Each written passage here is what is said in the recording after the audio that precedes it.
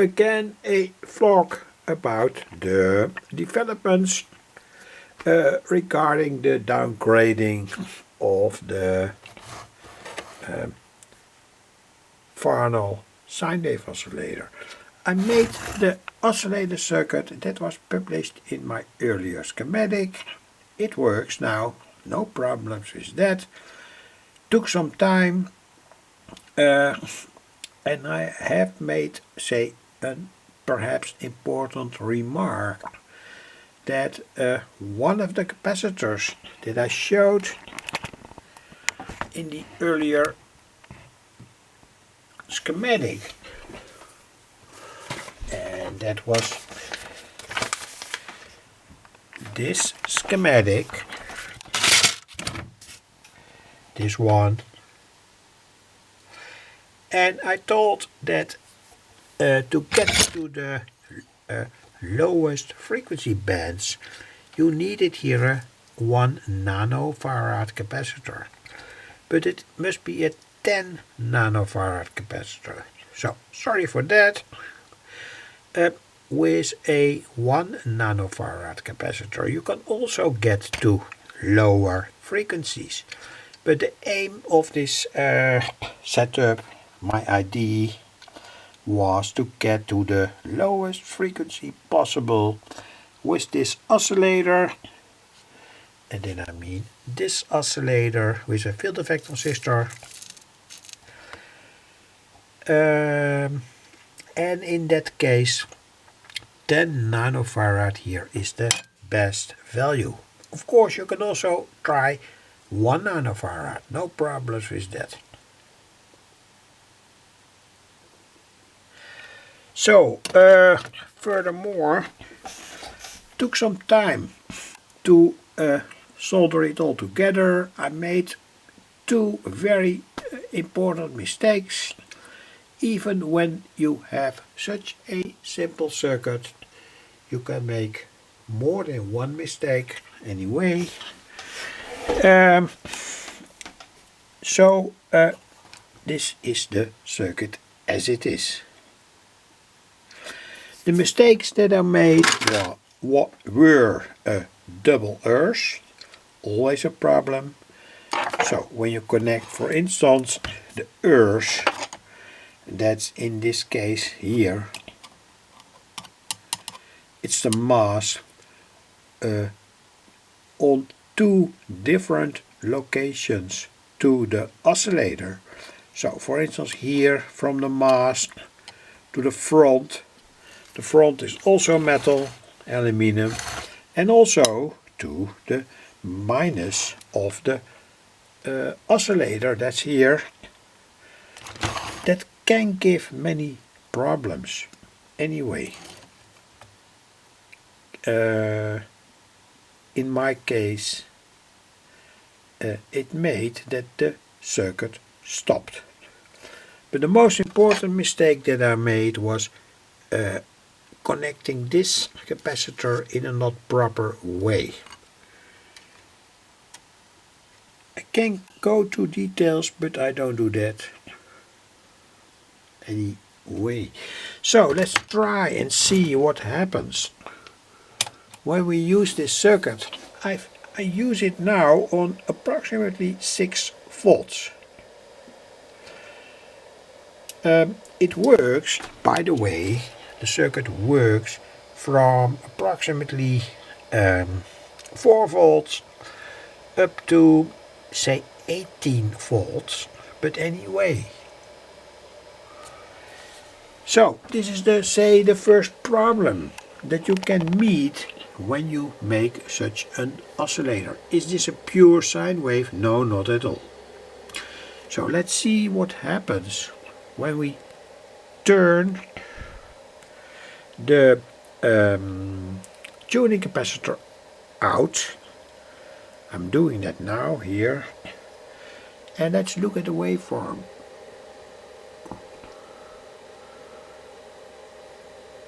You can see surely that on a certain position of the tuning capacitor here, say it's now on approximately 4 400 picofarad or so, the waveform gets more pure.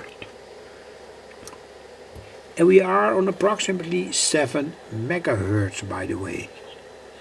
And this is the coil that generates this 7 megahertz. Only the red windings, by the way. Anyway, turn that potentiometer, tuning capacitor out furthermore, and you can see that the waveform changes very, very substantially. So here it is quite pure,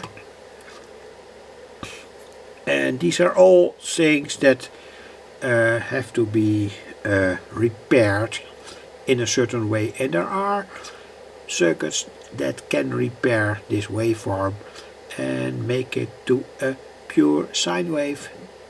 That can be done in a buffer circuit, say one transistor set to a certain bias, working point, etc., combined with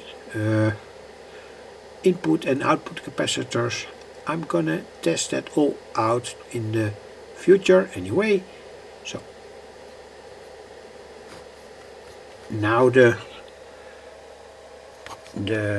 tuning capacitor is completely tuned out. We are now on approximately 20 picofarad for the tuning capacitor, and this is the waveform. Is it pure enough for radio experiments? Yes, it is, though of course you can surely see that this is not pure here anyway. And that is the coil here made for the 10 megahertz band. And is this coil ideal? I really don't know. Perhaps even when I stick in here a small piece of ferrite, it could be that the waveform gets suddenly very, very pure. So that are more or less the experiments that you can do. Anyway, I switch now to the 82 microhenry capacitor. So that is here in the circuit. It's the tank circuit. Now 82 microhenry combined with this tuning capacitor. Let's see what happens. So you see, for instance, what happens when I switch in a 82 microhenry capacitor. You can surely see the frequency that drops down to approximately 1.5 megahertz. Put the camera down for a while. So here is the 1.5 megahertz waveform. I think it's quite a good sine wave. And now I tune the tuning capacitor parallel to that 82 microhenry coil. And when I give more capacitance to that 82 microhenry coil, of course the frequency goes down. And now we are on, say, 1.0 megahertz. Also the waveform gets very pure, much more pure. That's perhaps interesting to show. I make more capacitance now parallel to that coil. Here we have a more or less perfect waveform, but on 9 to 1 kilohertz, but suddenly here the oscillation stops. Perhaps interesting to show that again, giving the coil, the 82 microhenry coil, more capacitance. Suddenly we have a good sine wave oscillation. The camera starts to flicker, that means that I have to stop. Though there is of course a lot to tell.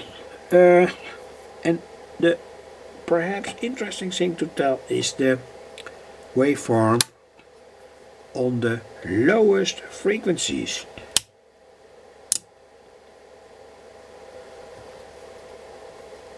Here you see that going up,